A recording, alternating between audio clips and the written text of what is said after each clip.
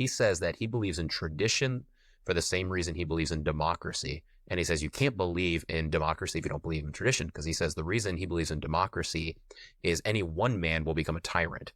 But if you get everyone's voices together, he says, I trust everyone's voices more than one man. Sure. And he says, if you're going to do that today and try to take a pulse of where are people at today, he says, you also need to make sure that you include your heritage, right?